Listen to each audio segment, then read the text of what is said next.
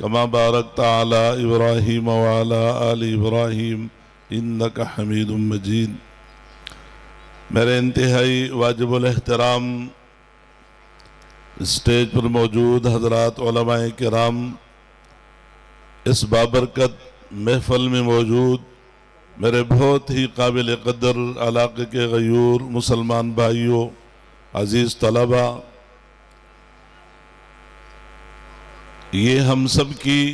بہت بڑی سعادت مندی ہے کہ آج ہم عاشق قرآن، استاد العلماء حضرت مولانا افتخار احمد صاحب اعظمی رحمہ اللہ کے لگائے ہوئے اس پودے، ان کی قائم کردہ اس عظیم الشان دینی درسگاہ میں موجود ہیں، اور یہ جو عظیم الشان دینی درسگاہ ہے، جس شخصیت نے اس کی بنیاد رکھی، پھر جس شخصیت نے یہاں پر علوم قرآن کا سلسلہ شروع کیا، ظاہر ہے ابھی جب حضرت مولانا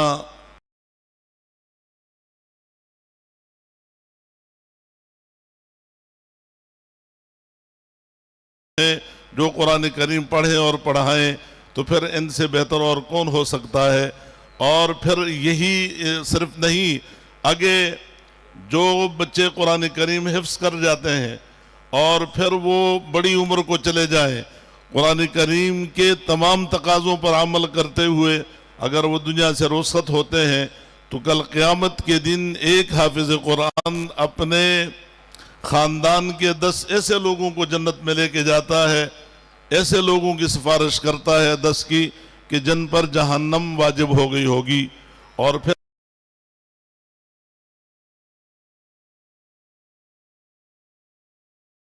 آپ نے سنا،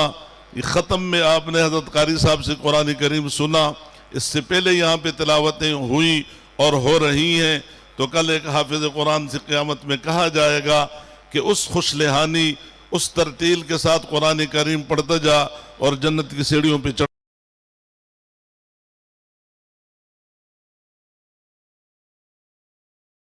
اور پھر والدین کو جو تاج پہنائے جائیں گے، آپ نے وہ ہے، میں اس پہ زیادہ وقت آپ کا نہیں لوں گا، لیکن بہرحال دینی مدارس یہ بہت بڑی نعمت ہے،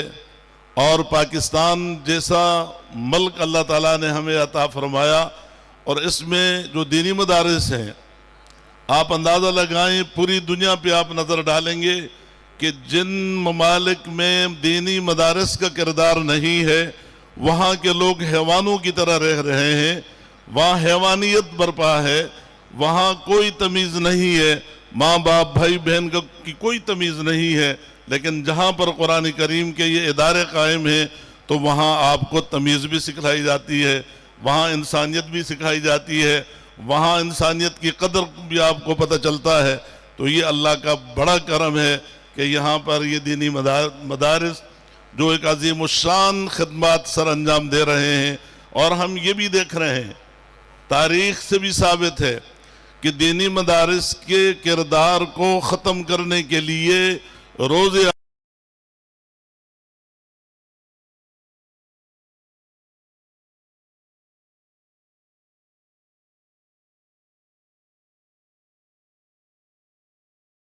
اثر یہ ہے کہ ہمارے ہاں ان کا اثر اس طرح ہوتا ہے کہ جیسے کسی نرسری میں آپ جتنی اس کی ضرورت ہوتی ہے پانی اس کو چھوڑیں اور مختلف اقسام کے وہاں پھول بنتے جائیں، وہ یہاں پہ ان سختیوں سے ہمارے اوپر جو اثر ہوتا ہے، ان مدارس میں طلبہ کی تعداد بڑھتی ہے، ان مدارس کی تعداد بڑھتی ہے، اور الحمدللہ آج آپ اس تعلیمی سال کے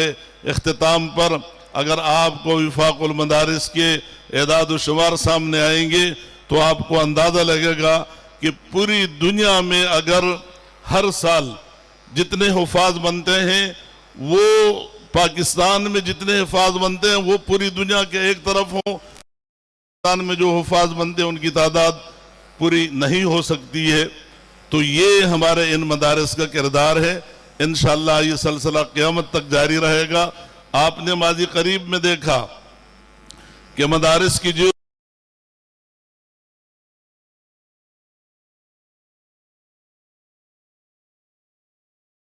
اس کے بعد اس ملک میں سود کی لعنت نہیں رہے گی، یہ ختم ہو کر رہے گا۔ یہ ان علماء کا کردار ہے، اور ابھی بہت ماضی قریب میں چند ماہ پہلے یہ فیصلے ہوئے اور آئین کا حصہ بنا۔ اسی طریقے سے مدارس کے جو مسئلہ تھا رجسٹریشن کا، وہ بھی الحمدللہ حل ہوا، باوجود اس کے کہ اپنوں نے بھی کوشش کی، اور پرائے تو تھے ہی تھے، پرائے اور دشمن تھے، لیکن کامیابی آپ کے اکابرین کو ہوئی، اور انشاءاللہ یہ سلسلہ جاری رہے گا۔ میں حضرت مولانا قاری رشید احمد اعظمی صاحب اور مولانا خلیل احمد اعظمی صاحب اور ان کے تمام اساتذہ کرام کو مبارکباد دیتے ہوئے ایک بار پھر ان کا شکریہ ادا کرتا ہوں۔ وآخر دعوانا ان الحمدللہ رب العالمین۔